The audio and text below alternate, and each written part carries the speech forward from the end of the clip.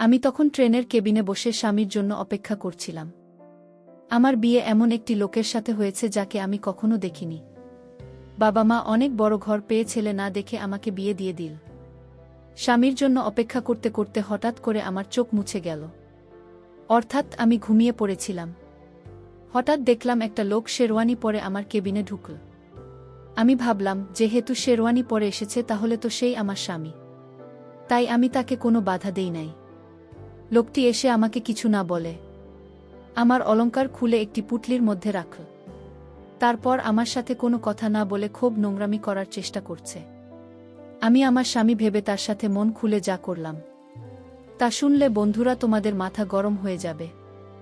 বন্ধুরা, গল্পটি অনেক ইন্টারেস্টিং। আশা করি মনোযোগ সহকারে তোমরা পুরো গল্পটা শুনবে। তবে গল্পটি শোনার পূর্বে বন্ধুরা, তোমাদের নিকট আমাদের ছোট্ট একটা অনুরোধ, তোমরা দয়া করে আমার চ্যানেলটি সাবস্ক্রাইব করে আমাকে সাপোর্ট করবে। আমার নাম সুস্মিতা সেন। আজকে আমার বিয়ের দিন। তাই আমাদের বাড়িতে বিয়ের সমস্ত জোগাড় যন্ত্র ধুমধামে হচ্ছিল। আমার বাবা আমাকে HSC পড়ানোর পরেই আমার বিয়ে পাকা করে দেন।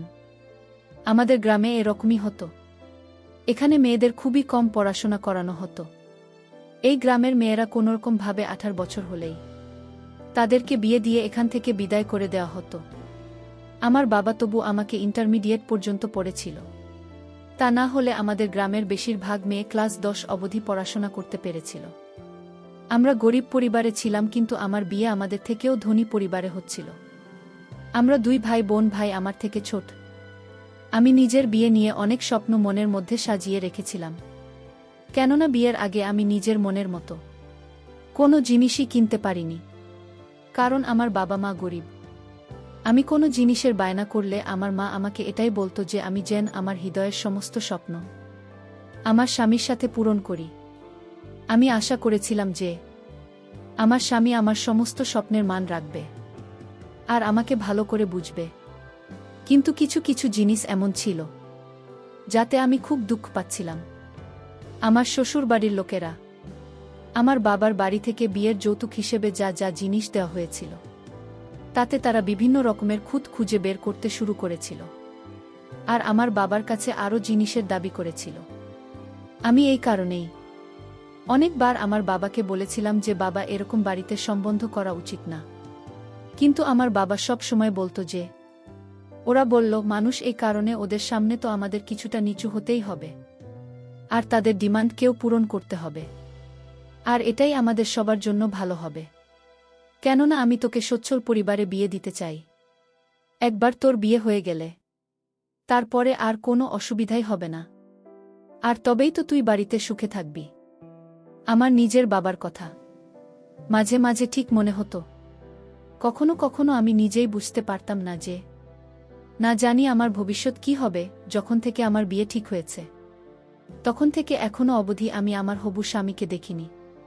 কেননা আমাদের এখানে নিয়ম ছিল যে বিয়ের আগে ছেলে মেয়ে একে অপরকে দেখবে না, শুধুমাত্র পরিবারের লোকেরাই দেখবে আর তাদের পছন্দমতো বিয়ে ঠিক করে দেওয়া হবে। আমি তো ছোটবেলা থেকেই দেখতে খুব সুন্দরী। এই কারণেই আমার হবু স্বামীর বাড়ির লোকেরা যখন আমাকে প্রথমবার দেখল তখন তারা সঙ্গে সঙ্গে আমাকে পছন্দ করে নেয়। তারা আমাদের গ্রাম থেকে অনেক দূরে দিল্লিতে থাকত। এই কারণেই খুব বেশি বরযাত্রী আমার বিয়েতে আসবেন না। কিন্তু যত কম লোক আসুক না কেন, বিয়েতে অনেক রকমের ঝামেলা থাকে। এই কারণেই আমার বাবা আমার বিয়ের সমস্ত ব্যবস্থাপনা নিয়ে খুব টেনশনে ছিলেন আর চিন্তা করতে লাগলেন কিভাবে বিয়ের সমস্ত কিছু ঠিকঠাকভাবে করা যায়। যাই হোক, আমার বিয়ে নির্ঝঞ্ঝাটে হয়ে গেল। এরপরে বিয়ের সমস্ত নিয়মকানুন শেষ হলে আমি বাবার বাড়ি থেকে বিদায় নিয়ে সন্ধেবেলা রেলওয়ে স্টেশনে এসে গেলাম। আমার হৃদয়ে বারবার আমার স্বামীর মুখ দেখার জন্য অস্থির হয়ে উঠেছিল। কিন্তু মুখ তো দূরের কথা, আমি আমার স্বামীকে একনজরে দেখতে পেলাম না। কেননা আমার শ্বশুর বাড়ির লোকেরা একটা লম্বা ঘুমটা আমার মুখের উপরে টেনে দিয়ে রেখেছিল। তার উপরে আমার শ্বশুর বাড়ির মহিলারা ছিল, আমার শাশুড়ি, ননদ, আরও অনেক আত্মীয় স্বজন ছিল। তারা সবাই আমাকে একেবারে ঘিরে রেখেছিল, যার কারণে আমি আমার স্বামীকে না কিছু বলতে পারছিলাম না তো তাকে এক ঝলক দেখতে পাচ্ছিলাম। তারপর আমি নিজের মনকে বোঝালাম যে আর তো মাত্র কিছু সময়ের ব্যাপার। কিছুক্ষণ পরে ট্রেন স্টেশনে এলে আমরা সবাই মিলে ট্রেনে উঠে বসব। তখন আমার স্বামী আমার পাশে এসে যাবে। এই কারণে আমাকে আর মাত্র কয়েক ঘন্টা অপেক্ষা করতে হবে। এটুকু অপেক্ষা তো আমি করতেই পারি। আমি জানি আমার স্বামী আমাকে দেখার জন্য অস্থির হয়ে আছে, যেরকম আমি অস্থির হয়ে আছি। আমি মনে মনে খুশি ছিলাম যে আমার স্বামী যখন আমাকে প্রথমবার দেখবে তখন আমার সৌন্দর্য দেখে হতভম্ব হয়ে যাবে, আর না জানি সে আমার কত প্রশংসা করবে। আমি এই সমস্ত কথাই ভেবে ভেবে বারবার পুলকিত হচ্ছিলাম আর মনে মনে খুব খুশি হচ্ছিলাম। কিছু সময় পরে আমাদের ট্রেন স্টেশনে এসে গেল আর আমরা সবাই নিজেদের বুক করা ক্যাবে উঠে বসে গেলাম। এখনও আমার শাশুড়ি আর আমার নন্দ আমার সঙ্গে আঠার মতো লেগে রইল। আমার শাশুড়ি আমার কাছে এসে বসল আর বলতে লাগল, বৌমা, নিজের ঘোমটা সরিয়ে আমাকেও তো একটু নিজের মুখটা দেখাও। আমিও তো আমার হৃদয় ভরে আমার ছেলে সুমিতের নববধূকে দেখি। তার কথা শুনে আমি দীর্ঘশ্বাস ছেড়ে মাথা থেকে তাড়াতাড়ি করে নিজের ঘণ্টা মুখ থেকে উঠিয়ে দিলাম। কিন্তু আমি আমার চোখ নিচু করে রেখেছিলাম। আমার মুখ দেখে আমার শাশুড়ি কিছুক্ষণ হাঁ করে তাকিয়ে রইলাম। তারপরে সে আর যে সমস্ত আত্মীয়রা ছিল তারা বলতে লাগল, সমিতির মতো একদমই চাঁদের মতো হয়েছে, আমাদের সমিতির ভাগ্য খুলে গেছে। তার উত্তরে তাড়াতাড়ি করে আমার শাশুড়ি বললেন, কপাল তো এই মেয়ের খুলে গেছে যে আমার 7 রাজার ধন আমার ছেলে সুমিতকে নিজের জীবনসঙ্গী হিসেবে পেয়েছে। না হলে তো কত ভালো ভাল মেয়ে আমার স্বামীর জন্য পাগল হয়েছিল। আমার শাশুড়ি আমাকে সুন্দর করে বোঝাতে লাগলেন যে দেখো, আমার সুমিতের সবসময় খেয়াল রাখবে আর ওর কোনো কথাতেই কখনো না করবেন না। ও যে রকম বলবে চুপচাপ সে রকম করে দেবে। ও এখন থেকে তোমার স্বামী, ওর সাথে মিলেমিশে থাকা তোমার কর্তব্য। এই কারণে ওর সঙ্গে ভালোভাবে থাকবে, বুঝেছ? আর সংসারের সমস্ত দায়িত্ব ভালোভাবে পালন করবে। বেশি ঢং ঢং দেখানোর কোনো দরকার নেই, কেননা আমাদের ওখানে মেয়েদের নতুন নতুন বাহানা কেউই দেখতে চায় না। এই কারণে তুমিও এই আশা করবে না যে তুমি সমিতির সঙ্গে যে কোনো করা করতে পারবে। যদি তুমি ওকে খুশি রাখো তাহলে রাখবে। ব্যাস, আমি চুপচাপ নিজের মাথা নাড়িয়ে হ্যাঁ বলে দিলাম। কিছু সময় পরে আমার শ্বশুর আমাদের কেবিনে এসে পড়লেন আর আমার শাশুড়িকে বলতে লাগলেন, যাক বাবা, খুব ভালো হয়েছে, যেসব কিছু খুব ভালোভাবে কেটে গেছে। আমার শাশুড়ি বলতে লাগলেন, হ্যাঁ ভালো তো হয়েছে, ব্যবস্থাপনা ওর বাপ ঠিকঠাকই করেছিল, কিন্তু সে আমাদের জন্য যে কামরা বুক করে দিয়েছে এটা সস্তা মনে হচ্ছে। আরও একটু ভালো কেবিন যদি বুক করে দিত তাহলে তার কি এমন অসুবিধা হতো? এই কথা শুনে আমার শ্বশুর বলতে লাগলেন, আরে এখন ছাড়ো এসব কথা, কি তুমি সামান্য একটা জিনিস নিয়ে পড়ে রয়েছ? তখন আমার শাশুড়ি বলতে লাগলেন যে আরে, যেটা বলার মতো কথা সেটা তো বলতেই হবে। আমরা এত বড় ফ্যামিলির মানুষ, আমাদের কোনো জিনিসের কোনো অভাব হওয়া উচিত না। এখনও তো কাপড় চোপড় আর অন্যান্য জিনিসও দেখা বাকি আছে। যদি আমার কোনো জিনিসের গর্ব মনে হয় তাহলে আমি বাবাকে ডেকে সমস্ত উসুল করে নেব। আমার শাশুড়ির এই সমস্ত কথাতে আমার শ্বশুর হাতে মাথা নাড়িয়ে কেবিন থেকে বাইরে চলে গেল। এরপরে আমার শাশুড়ি নিজের মেয়ে মানে আমার নন্দকে বলতে লাগল, হ্যাঁ যাই হোক না কেন, এখন এই মেয়েটা আমাদের বাড়ির বউ, আমাদের সম্মান কি আর করা যাবে? যেমনই হোক না কেন আমাদের একে নিজের করে নিতে হবে। যৌতুক হিসাবে যতটা পাওয়া গেছে সেই নিয়েই আমাদের সন্তুষ্ট থাকতে হবে। নিজের শাশুড়ির মুখ থেকেই সমস্ত কথা শুনতে আমার খুব খারাপ লাগছিল, কিন্তু আমি তাকে কিছু বলতে পারছিলাম না। সমস্ত বিষয় সহ্য করে আমি চুপচাপ বসে রইলাম। তারপরেও আমার শাশুড়ি বলতে লাগল, বোমা, আমার পায়ে খুব ব্যথা করছে, নাও তাড়াতাড়ি করে আমাকে একটু মেসেজ করে দাও তো। এই বলে আমার শাশুড়ি তাড়াতাড়ি করে নিজের পা দুইটা আমার এদিকে এগিয়ে দিলেন। আমিও চুপচাপ তাকে মেসেজ করতে লাগলাম আর সে খুব আরামে নিজের মাথা এলিয়ে চোখ বন্ধ করে ঘুমোতে লাগলেন। আমি মনে মনে ভাবতে শুরু করেছি যে কোথায় আমি নিজের স্বামীর সাথে দেখা করার স্বপ্ন দেখছিলাম, কিন্তু এই লোকেরা তো আমার পিছনেই ছাড়ছে না। এখন অনেক রাত হয়ে গেছে, কিন্তু তারপরেও লোকেরা আমার কাছ থেকে বাইরে যাওয়ার নাম অবধি নিচ্ছে না। কিন্তু তারপর আবার ভাবলাম আমাকে সমস্ত কিছুর অভ্যাস করে নিতে হবে। কেননা আমাকে এদের সাথে সারা জীবন কাটাতে হবে। যাই হোক, কিছু সময় পরে আমার শাশুড়ি বলতে লাগলেন, চলো, অনেক সেবা করে ফেলেছ, এখন আমাকে ছেড়ে দিয়ে আমার ছেলের সেবা করো গিয়ে। এরপরে আমার শাশুড়ি আমাকে বলতে লাগলেন যে, দেখো, নিজের এই সমস্ত গয়নার খেয়াল রেখো, একটা গয়নাও এদিক ওদিক হওয়া চাই না। এটুকু বলেই তিনি কেবিন থেকে বাইরে বেরিয়ে গেলেন। তিনি চলে যাওয়াতে আমি শান্তির নিঃশ্বাস নিলাম। এখন রাত অনেক হয়ে গেছে। আমি চুপচাপ নিজের ঘোমটা তুলে নিজের চুল খুলে দিলাম আর জানলার পাশে বসে পড়লাম। ঠান্ডা হাওয়া আর বাইরের সৌন্দর্য দেখে আমার ভিতরে ভিতরে খুব শান্তি অনুভব হচ্ছিল। ট্রেন নিজের গতিতে চলতে শুরু করেছিল। আমি জানলা দিয়ে বাইরে তাকিয়ে দেখলাম ঘন জঙ্গল, তার উপরে পূর্ণিমার চাঁদ যেন স্বর্গের মতো মনে হচ্ছিল। আমি কিছু সময় চুপচাপ বাইরের দৃশ্য দেখতে লাগলাম আর গুনগুন করে গান গাইছিলাম। এরপরে আমার হঠাৎ করে খেয়াল যে অনেক সময় পার হয়ে গেছে, কিন্তু আমার স্বামী এখনো অবধি আমার কাছে কেন আসছে না, আমি সমস্ত কিছুই ভাবছিলাম। তখনই আমার কেবিনের দরজায় কারো আসার শব্দ শুনতে পেলাম। আমি বুঝে গেলাম যে আমার স্বামী আসছে। আমি তাড়াতাড়ি সোজা হয়ে বসে পড়লাম আর নিজের ঘুমটা আস্তে আস্তে করে মাথায় উঠিয়ে দিলাম। আমার স্বামী ভেতরে এসে পড়ল। এরপরেও নিজের মুকুট খুলে এক সাইডে রাখুন। আমার মনে হয়েছিল ও আমাকে কোনো না কোনো কথা তো অবশ্যই বলবে, আর আমি প্রথমবার নিজের স্বামীর গলার আওয়াজ শুনতে পাব। আমি চুপচাপ মাথা নিচু করে বসে রইলাম। সে নিজের পাঞ্জাবি খুলে আমার সামনের সিটে রেখে দিল। তারপরে চুপচাপ আমার পাশে এসে বসে পড়ল। এরপরে সে আস্তে আস্তে আমাকে ছোঁয়ার চেষ্টা করল আর আমার চুলকে এক সাইডে করে দিল। তার এরকম করাতে আমার মধ্যে একটা অদ্ভুত রকমের ঢেউ খেলে গেল।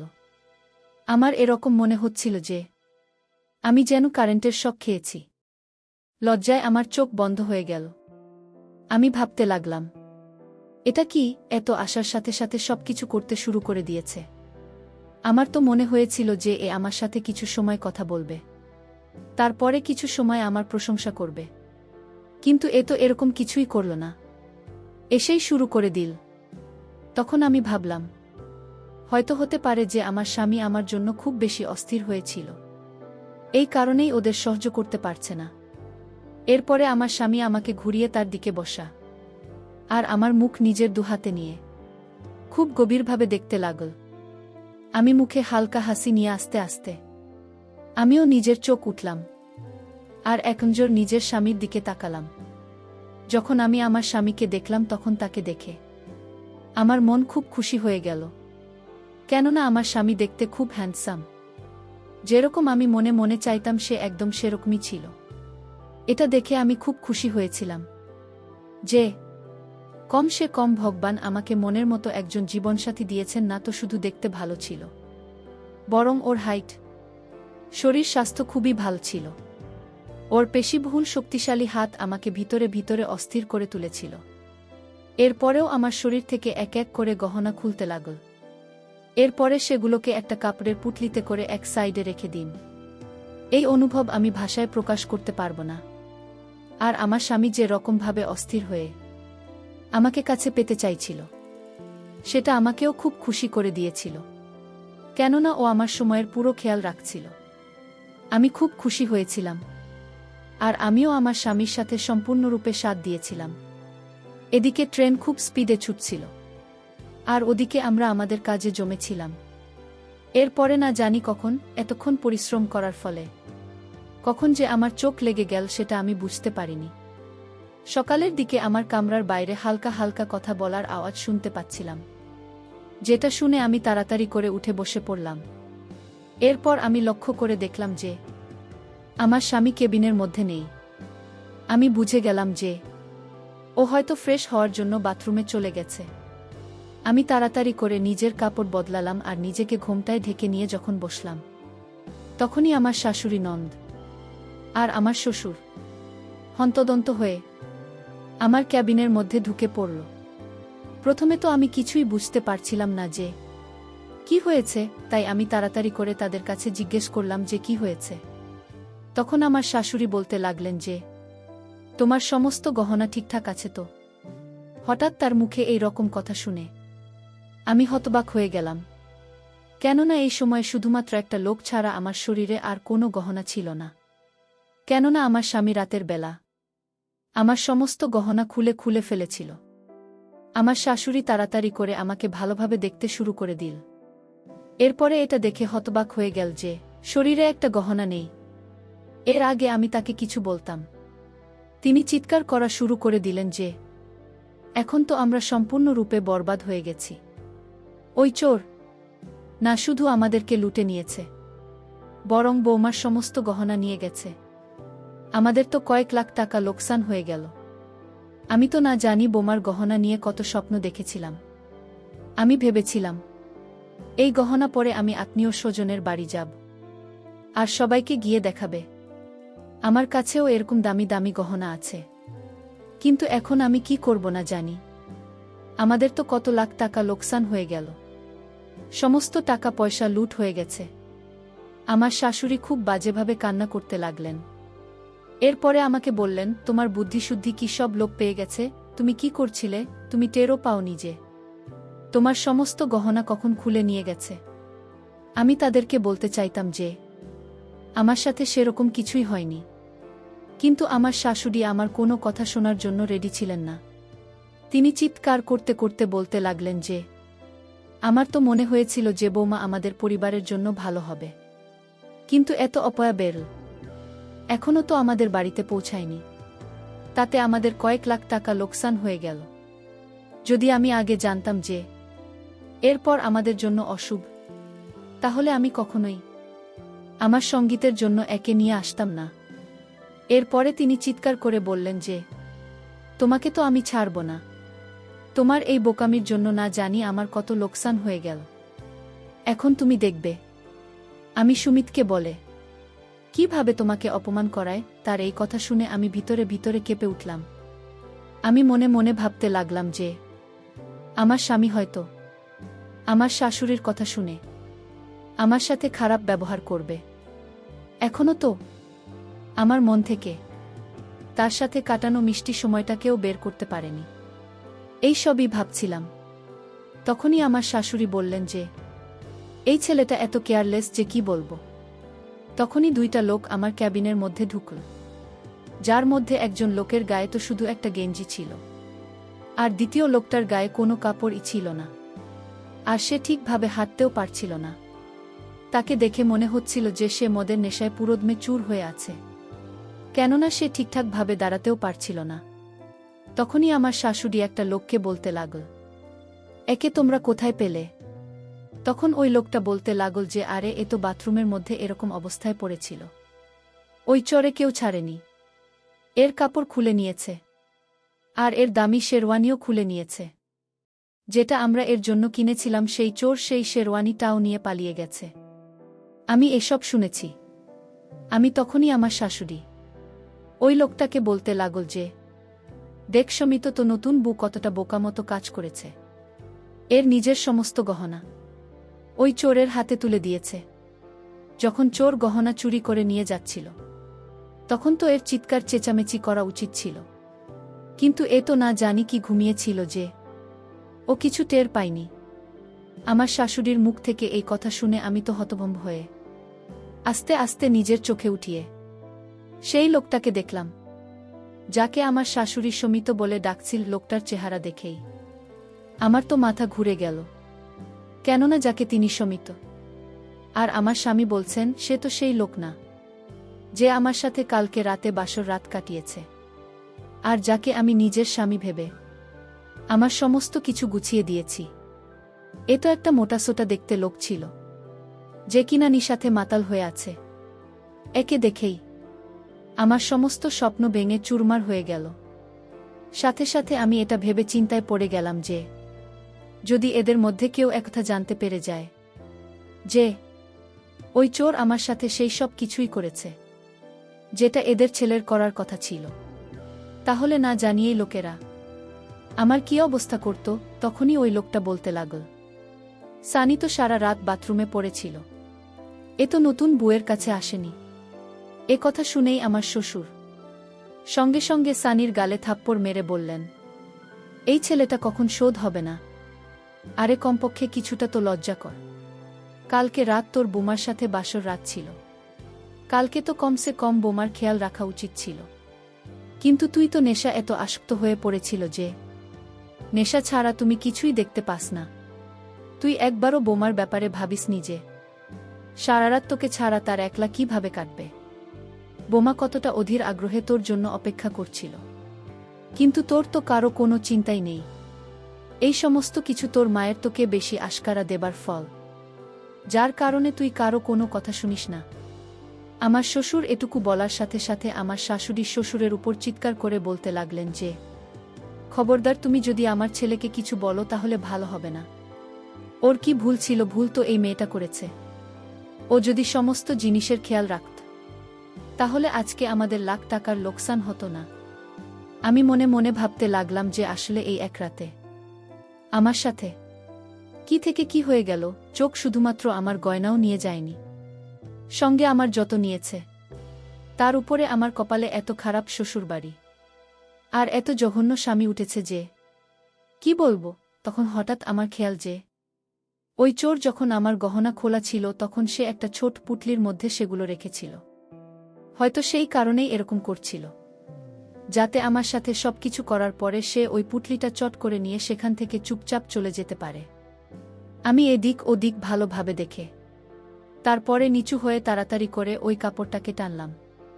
সেটা সেই পুটলিটা ছিল যার মধ্যে সেই চোর আমার সমস্ত গহনা রেখেছিল।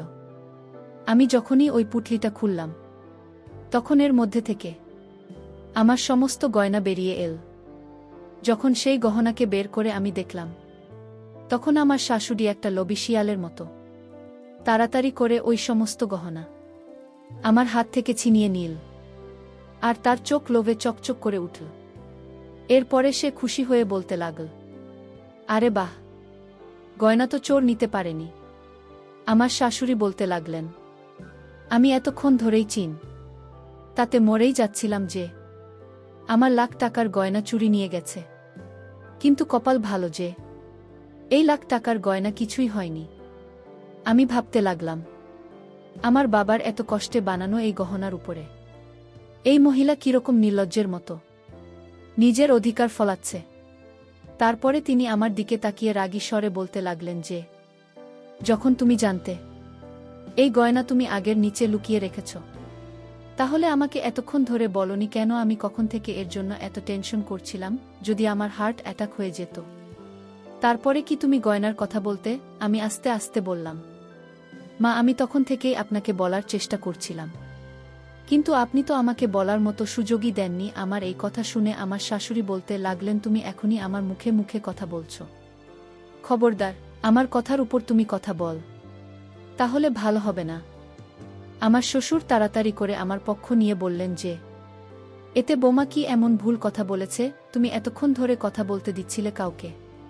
তুমি তো একাই বকবক করে যাচ্ছিলে। যাই হোক, তুমি দেখো যে কত বুদ্ধিমান বোমা পেয়েছি আমরা। এর আগে নিজের সমস্ত গহনা খুলে এক সাইডে যত্ন করে রেখে দিয়েছিল। যদি এরকম না করত তাহলে হয়তো ওই চোর এই সমস্ত গয়না নিয়ে পালিয়ে যেত। শ্বশুরের এই কথা শোনার পরে আমার শাশুড়ি চুপচাপ আমার দিকে দেখতে লাগলেন। এরপরে আমার শাশুড়ি আবার বলতে লাগলেন, এখন যা হওয়ার ছিল তা হয়ে গেছে। টাকা পয়সা কাপড় চোপড়ের লোকসান তো হয়ে গেছে। এখন কি করা যাবে? কিন্তু এই সমস্ত কিছু এই অপমানের কারণেই হয়েছে। আমি আমার শাশুড়িকে বললাম, মা, এখন আর কি করা যাবে? কে জানত যে চোর এরকম করে সব কিছু নিয়ে যাবে। এখন আমি যেমনই হোক না কেন, আমি তো আপনার বাড়ির বউ, আপনাদের বাড়ির সম্মান। এখন আমি যেমনই হোক না কেন, আমার নাম তো আপনাদের সাথে জড়িয়ে গেছে। তাই এখন আর কিছুই করার নেই। আমিও নিজের শাশুড়িকে সেই কথাটাই ফিরিয়ে দিলাম যেটা উনি আমার জন্য বলেছিলেন। প্রথমে তো আমি মনে মনে এই কথাটা নিয়ে খুবই লজ্জিত ছিলাম যে একটা চোর আমার সাথে সবকিছু করে গেছে, কিন্তু এখন আমি একদমই লজ্জিত নই। কারণ এখন আমি এটাই ভাবছি যে এরকম লোকেদের সাথে এটাই হওয়া উচিত ছিল। আমার বিয়ে একটা এমন লোকের সাথে দিয়ে দেওয়া হয়েছে যে নেশা ছাড়া আর কিছুই বোঝে না, কম সে কম আমি একবারই হোক না কেন, কিন্তু আসল পুরুষের সুখ পেয়েছিলাম। আর এই সুখ তাকে নিজের ভিতরে অনুভব করে আমি সারা জীবন কাটিয়ে দিতে পারব, সে যেই হোক না কেন। সত্যিকারের পুরুষ ছিল সে, আমাকে যে সুখ দিয়েছিল সেটা এই মোটা লোকটা, মানে আমার স্বামী, কখনোই দিতে পারত না। আমার মতো সুন্দরী মেয়েদের চোরের মতো লোক পাওয়া উচিত, কিন্তু আমার ফাটা কপাল, তাই আমি সুমিতের মতো স্বামী পেয়েছি। কিন্তু কম সে কম আমার বাসারাত খারাপ হয়নি, যদিও সেটা ট্রেনের মধ্যে আমার স্বামী মনে করে অন্য লোকের সাথে হয়েছিল। আর সেই চোর ও আমার সাথে এতটা সততা দেখিয়েছিল যে সে আমার সাথে সবকিছু করার পরেও আমার একটা গয়নাও চুরি করে নিয়ে যায়নি। এটা ভেবেই আমি মনে মনে হাসতে লাগলাম। আমাকে হাসতে দেখে আমার শাশুড়ি আমাকে বললেন, তুমি এত হাসছো কেন? তখন আমি ধীর গলায় বললাম যে আসলে আমি এটা ভেবে খুশি হচ্ছে যে আমাদের গহনা বেঁচে গেছে, আর এখন আপনি আত্মীয় স্বজনের কাছে গহনা পরে আরামসে যেতে পারবেন। আমার এই কথা শুনে আমার শাশুড়ি বললেন, হ্যাঁ, তুমি এই কথাটা ঠিকই বলেছ। এর কিছুক্ষণ পরে তারা সবাই আমার কেবিন থেকে বেরিয়ে গেলেন। আমার স্বামীও আমার শ্বশুরের সাথে কেবিন থেকে বেরিয়ে গেল। আমি আর একবার চুপচাপ জানলার কাছে বসে বাইরের দৃশ্য দেখতে লাগলাম আর মনে মনে গুনগুন করে গান গাইতে লাগলাম আর ভাবতে লাগলাম, একমতো নেশাখোর স্বামীর চাইতে এক চোর আমার কাছে অনেক ভালো। কারণ চোর তার নিজের হাতে সবকিছু খুলে বসে আমাকে মজা দিয়ে চলে গেল, কিন্তু তার লাখ টাকার জিনিসের প্রতি কোনো লোভ নাই। কি অসাধারণ ছোড়ে সে ছিল আমার জীবনের প্রথম বর্ষার রাতে। বন্ধুরা, ঘটনাটি এখন আমি অনেক মিস করি আর ভাবি কখন আসবে আমার জীবনে আর একটা সেরকম চোর, যে চোরের দেওয়া সুখ এখনও আমি ভুলতে পারিনি। বন্ধুরা, আজকে এই পর্যন্তই। আবারও আসব তোমাদের মধ্যে নতুন কোনো ভিডিও নিয়ে। ভিডিওটি যদি তোমাদের ভালো লাগে তাহলে একটি লাইক দাও। প্রতিদিন আমি তোমাদেরকে একটা করে নতুন গল্প উপহার দিব, তাই তোমাদেরকে অনুরোধ করে বলছি, তোমরা যদি এরকম ধরনের ইন্টারেস্টিং গল্প পেতে চাও তাহলে দয়া করে আমার চ্যানেলটি সাবস্ক্রাইব করো। পরিশেষে তোমাদের সকলের সুস্বাস্থ্য কামনা করি। ভিডিওটি দেখার জন্য তোমাদের সকলকে অসংখ্য ধন্যবাদ।